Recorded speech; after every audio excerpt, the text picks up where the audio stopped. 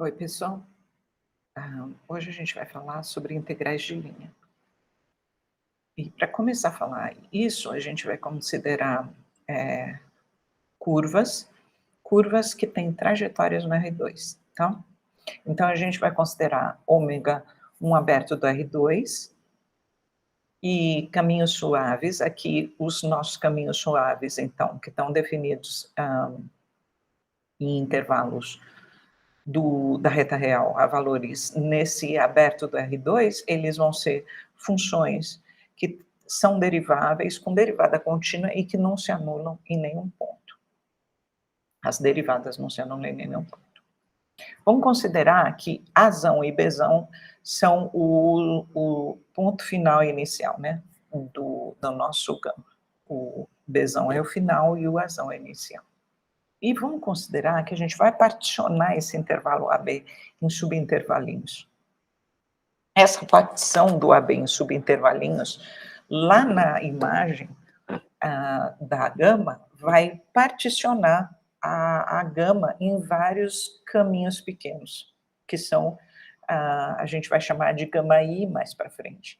São os gamas restritos aos intervalos TI-1, TI. Para cada TI, a gente vai chamar gama de TI de PI. E como o PI é um elemento do R2, então ele tem duas coordenadas que, por exemplo, podemos chamar de coordenadas xi e yi. Tá bom, a gente vai considerar delta de SI o comprimento do arco, que é o pedaço do caminho que vai do P de PI menos 1 até o PI, que é o pedaço do caminho do gama, e vamos considerar o máximo desses comprimentinhos. Aí a gente considera uma função f que parte do ômega, do aberto, do R2, e chega em R. E aí, para cada arquinho, a gente escolhe um ponto nesse arco e considera essa soma do tipo Riemann aqui. Beleza. A ideia de integral de linha de f sobre uma curva gama é dada pelo limite dessa soma de Riemann, quando o maior dos pedacinhos tende a zero, portanto, todos os outros que são menores também tendem a zero. E, no caso desse limite existir, a gente vai falar que esse limite, que é denotado por isso aqui, é a integral de linha da f sobre a curva gama. Então, a gente precisa que o limite exista. Um outro nome que a gente dá para integral curvilínea é integral de linha sobre comprimento de arco. Também é outra nomenclatura para integral curvilínea. Suponhamos, então, que a gente tenha uma partição do intervalo AB e essa partição seja bastante fina, ou seja, os subintervalinhos têm tamanho bem pequeno. Para cada I, então, vamos considerar o caminho que vai de PI menos 1 até PI e tem comprimento delta de SI. Então, esse delta de SI, no caminho gama, esse delta de SI é o comprimento do pedacinho desse arquinho. E se a gente considerar bem pequenininha essa partição, bem fina, esse nosso caminho pode ser aproximado por uma poligonal, como a gente já viu em comprimento de arco.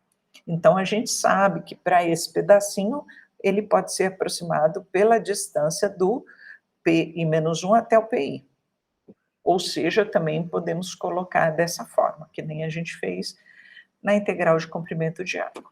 E se a gente considerar, então, um ponto desse pedacinho γi de caminho gama, a integral de linha da f sobre a gama, que por definição a gente está colocando como sendo esse limite, caso ele exista, então no lugar aqui de delta SI, que está aqui, eu vou poder colocar isso aqui, ó.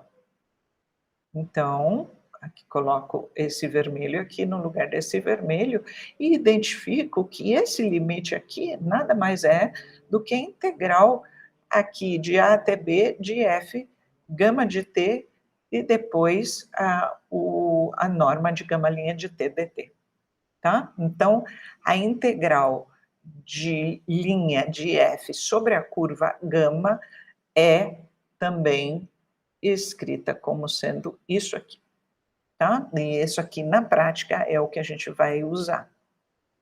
Beleza. Agora, uma condição suficiente para a gente ter existência da integral é que a função f, que entra no integrando, digamos assim, seja contínua e que a gente tenha uma curva que seja suave, ou seja, essa curva não tem bicos, né?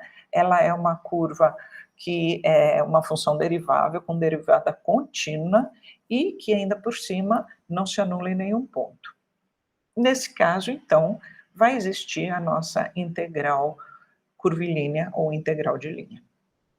No caso particular desse f aqui ser uma função constante igual a 1, então aqui você tem 1 aqui, né? Isso aqui é 1. Então, a nossa integral fica simplesmente o comprimento de arco da nossa curva gama. Uma notação alternativa é a gente considerar o gama escrito dessa forma, r de t como um vetor r de t, onde eu tenho coordenada em i sendo o x de t e coordenada em j sendo o y de t. E daí, então, em vez de escrever dessa forma, a gente vai escrever dessa forma, onde c é exatamente a curva gama, tá? E a gente pode também escrever assim, tá? É só uma outra anotação para a mesma coisa. Beleza. O que é, então, uma curva suave por partes? É uma curva suave por partes. Em cada parte, ela é suave. Você faz uma partição do intervalo AB, e para cada intervalinho ti menos 1 ti, a gama desse pedacinho, ela é uma curva suave. Então, é isso que está escrito aqui, a restrição de gama a cada um dos subintervalos, ti menos 1 ti, é um caminho suave. E a gente tem a seguinte definição, a integral curvilínea de f, agora sobre caminho suave por partes, vai ser a soma das integrais curvilíneas de f, as restrições de gama que sejam caminhos suaves. Então, a gente vai poder escrever dessa forma, tá? Então, agora a nossa integral de linha se estende a caminhos suaves por partes. Então, cada restrição tem que ser um caminho suave. Beleza. Então, por exemplo, nesse desenho, ó, daqui até esse pedacinho aqui, ó, vou fazer meio curtinho, é um caminho suave. Daqui a aqui também, ó, é um caminho suave. Mas daqui, por exemplo, vem aqui nesse bico e continua aqui, não é um caminho suave, certo? Então, tem que ser uma partição aqui que, quando eu levar para cá, os pedacinhos que eu estou cortando sejam suaves. Se eu chegar num pedacinho aqui que tem um bico, então eu tenho que cortar aqui no domínio em mais pedacinhos, de forma a que uma parte seja levada aqui só e a outra levada aqui. Aí eu posso fazer soma como no slide anterior. Beleza, então, uma aplicação de integral de linha é o seguinte, vamos supor que agora a nossa f, que é o integrando da integral de linha, seja uma função contínua não negativa e que represente a densidade de um fio delgado, ou seja, de um fio fininho, que é representado por uma curva gama, esse fio fininho. Vamos considerar uma partição do intervalo AB aqui, e considerar os pedaços do fio. Então, o nosso fio gama vai ser cortado em pedacinhos, cada pedacinho uma curva suave. Beleza. Vamos considerar, então, que a gente tem o γ, a trajetória do que a gente chamou no outro slide de arco do PI-1 até o PI. Como antes, o delta de SI vai ser o comprimento do γ, MI vai ser a massa do fiozinho correspondente ao caminho γ, então só um pedacinho. E aí, se esse ponto do R2 pertencer à trajetória do caminho γ, então a massa desse pedacinho vai ser a densidade vezes, aproximadamente, né, vezes o comprimento, né, aproximadamente, porque a gente está pegando um cara específico lá. É como se a gente, então, tivesse reduzindo esse pedaço de caminho a um ponto, a uma partícula, tá? Beleza. E para uma partição suficientemente fina, a gente pode fazer essa aproximação. Daí a gente vai passar a soma aqui desse lado. Quando a gente passar a soma aqui desse lado, ó, que é isso aqui, a gente tem a massa total do fio. Desse lado aqui, a gente passou a soma, tá aqui. Continuamos com a aproximação. Então, essa soma agora está aproximando da massa total do fio. Quando a gente passar o limite aqui, dos dois lados, na verdade, né? Mas isso aqui é uma coisa que está constante. Quando a gente passar o limite dos dois lados para o máximo desses delta de SI indo para zero, a gente vai obter do lado de cá a integral de linha. Então, uma aplicação de integral de linha é que isso aqui representa a massa de um fio. Que fio? O fio que tem trajetória da curva gama, com densidade, essa densidade aqui, F. Isso é muito legal. Agora vamos ver uma interpretação geométrica da integral de linha. Vamos considerar F uma função contínua e não negativa, e a área da figura que tem base a trajetória do γ e a altura f de alguém que está nesse caminho e que nós estamos considerando não negativo, é aproximadamente base vezes altura, né? Que está aqui, que seria o comprimento desse caminho γ vezes essa altura. Bom, com isso, então, a gente pode pensar na integral toda como sendo a área da superfície que está por cima de uma curva. Essa curva, então, eu tenho um caminho assim, e aqui eu tenho uma superfície, né, que ela pode entortar conforme entorta esse caminho, e a altura é o gráfico dessa função aqui. Então, vamos ver uma figura para ficar mais fácil da gente entender. Essa figura aqui é bastante interessante. Eu estou com essa daqui sendo a minha curva, tá vendo? E a minha altura é o F dos pontos da curva. E com isso, quando eu faço essa integral aqui, indo por todos os pedacinhos da gama, como sendo as minhas basezinhas, vezes as minhas alturas respectivas, eu vou ter aproximando a área dessa superfície, né, que parece uma chapa entortada. Observe a diferença aqui, que se você fizer integral de f sobre a curva C dx, é como se você estivesse calculando essa parte cinza. Então, é diferente integral de linha aqui e essa integral em relação a dx. Aqui é integral de linha relativamente ao comprimento de arco, e a notação é colocar um ds aqui. Então, você vai saber diferenciar uma integral da outra pela notação, tá? Pela notação aqui. Beleza. Então, vamos a um exemplo.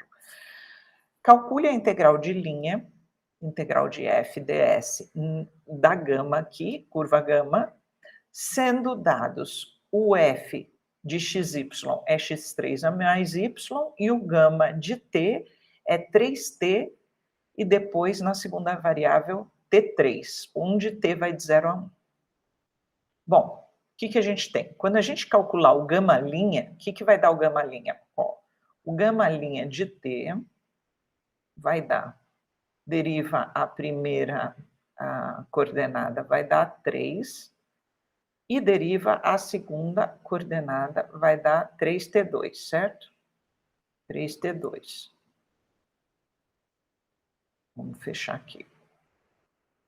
Então, a norma do gama' vai ser a raiz quadrada do primeiro ao quadrado, que é 9, mais o segundo ao quadrado, que é 9t à quarta. Então, eu consigo tirar o 9 para fora, fica 3 da raiz quadrada, né? Fica 3 raiz de 1 mais t à quarta. Então, a integral de linha da f ds aqui na gama vai ser integral de a até b, e esse a vai ser o 0, e esse b vai ser o 1 aqui, que são os extremos do intervalo que a gente está integrando. E aqui, f de gama de t, norma de gama' de t dt. Então, vai ser integral de 0 a 1. Aí eu vou fazer f composto com o gama de t. Então, eu pego a f, componho com gama de t. E quem é a gama de t? É o 3t e t3. Então, vai ser f do quê? 3t e t3. E o que o f faz? Olha aqui o que o f faz. O f pega a coordenada, a primeira coordenada, e eleva ao cubo, e depois soma com a segunda. Então, nós vamos fazer esse aqui, essa primeira coordenada ao cubo, que vai dar 27t ao cubo, e depois soma com a segunda coordenada, mais t ao cubo. E o gama' a gente já calculou, esse cara daqui a gente traz aqui para baixo. Beleza? Então tá, eu posso tirar algumas coisas aqui para fora e vou conseguir esse 27 aqui com mais um t3, fica 28t3, tiro junto com t. Esse t3 fica multiplicando essa raiz quadrada. Agora eu vou fazer uma mudança de variável aqui para fazer esse 1 sair da raiz, tá? A nossa mudança de variável vai ser u igual 1 mais t4, então du é 4t3 dt, e aí quando t igual a 0, o nosso, quando t igual a 0 aqui, o nosso u vale 1, e quando t igual a 1 aqui, o nosso u vale 2. Então, essa integral vai ser integral de 1 a 2, aqui eu tenho que consertar esse slide, de 1 a 2 e aqui vai ficar simplesmente raiz de u, né? E vai ficar super mais fácil a gente fazer essa troca de variável, porque a gente tem aqui, esse pedacinho dentro da raiz é o u, e aqui eu tenho o T3. Quem é o T3? T3 com dt, T3 com dt, é du sobre 4, por isso que dividiu esse 84 sobre 4 e virou 21, tá? Então, isso aqui, fica aí igual, vamos repetir um pedacinho aqui, 84. Agora, nós vamos fazer a nossa integral. O T3 com dt fica du sobre 4, então vai ficar du sobre 4, e raiz de u, que é da mudança de variável. E aí, quando eu mudo os limites de integração, isso vai de 1 até 2. Ok? Aí esse 4 sai para fora. Vai ficar 21 aqui. eu resolvo essa integral, que é uma integral fácil, eu vou fazer o elevado a meio, né, mais 1 sobre meio mais 1 e calculo nos limites de integração, pronto. Vamos considerar agora que a gente vai calcular a área de uma superfície vertical que é delimitada superiormente pelo gráfico de um paraboloide. Esse paraboloide aqui a gente já consegue enxergar esse paraboloide verde. Como é que a gente faz se a gente não está enxergando esse paraboloide? Olha, eu vou colocar o Z como sendo o meu f de xy. Então, quando y quando y é 0, eu vou ter z igual a x², né? Z igual a x², aqui, meu eixo ficou torto pra caramba, x, z. Essa aqui é a parábola z igual a x². E quando x for 0 aqui, eu vou ter uma parábola aqui no y, no plano YZ, que é igual a outra, né? Só que está no outro plano aqui. Só para a gente ter ideia, né, do que a gente quer. Então, a gente tem aqui um paraboloide.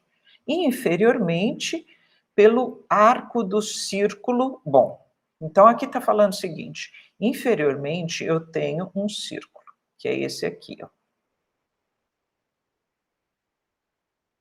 Então, eu tenho que fazer a integral de linha, calcular a superfície, aliás, calcular a superfície que está delimitada superiormente por esse paraboloide e inferiormente por essa curva que eu coloquei de azul. O que é que está debaixo desse paraboloide verde e em cima, como uma cortina, pela curva azul? É exatamente essa parte vermelha aqui debaixo desse cilindro, certo? E finge que vocês não sabem calcular a área de cilindro. Calcular a área de cilindro é fácil, né? Você pode recortar e abrir esse cilindro num retângulo e a área é fácil de saber. Mas finge que você não sabe fazer. Nós vamos fazer por integral de linha. Então, o que eu quero fazer é parametrizo a curva lá de embaixo, que é a circunferência de raio 1. Então, eu parametrizo, por exemplo, dessa forma. E aí a gente está observando, ó, que o x é positivo e o y é positivo. Então, espera um pouquinho só que eu vou pegar o meu lápis aqui, minha borracha, quer dizer, e apagar uma parte aqui desse meu círculo. Porque eu estou somente com x positivo e y positivo. Então, só esse pedaço aqui. Então, vai ser, ó, eu vou subir aqui com o meu cilindro só nessa parte aqui, ó. É essa cortina por cima desse pedaço aqui, se esse cara for o eixo y e esse cara daqui for o eixo x. Tá? Então, é esse pedaço aqui que nós vamos calcular. Por isso, então, que o nosso θ no slide seguinte está de 0 a π/2, tá? De 0 a 90 graus, tá? Olha aqui. Nosso θ aqui no meu caso é t, né? Então, o nosso ângulo t vai de 0 a π/2, beleza? Então, qual vai ser a área daquela parte vermelhinha, só em cima do pedacinho de circunferência, onde eu tenho x positivo e y positivo, portanto, desde o ângulo 0 até 90 graus, né, o π/2. Vai ser, então, a integral de linha de f no gama, por definição, é isso aqui, esse pedacinho aqui, notem que é a norma do gama' de t.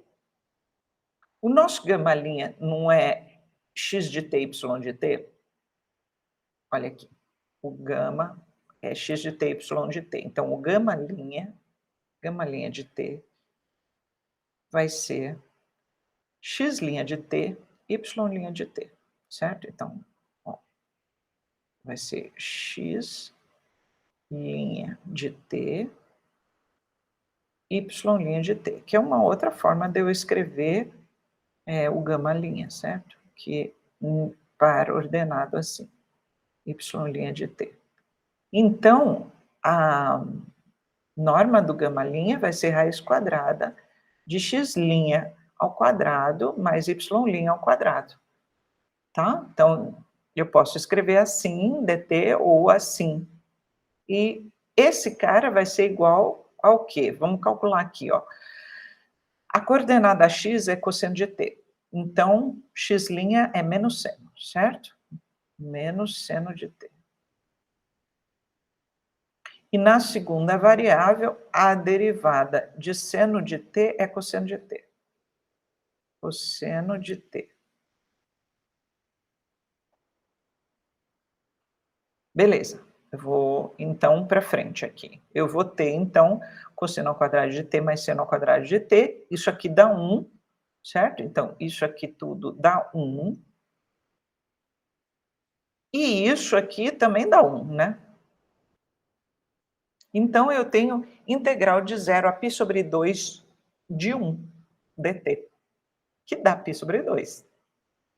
E que é exatamente aquele pedacinho da área daquele cilindro, daquele corte de cilindro que a gente está fazendo para x positivo e y positivo, tá?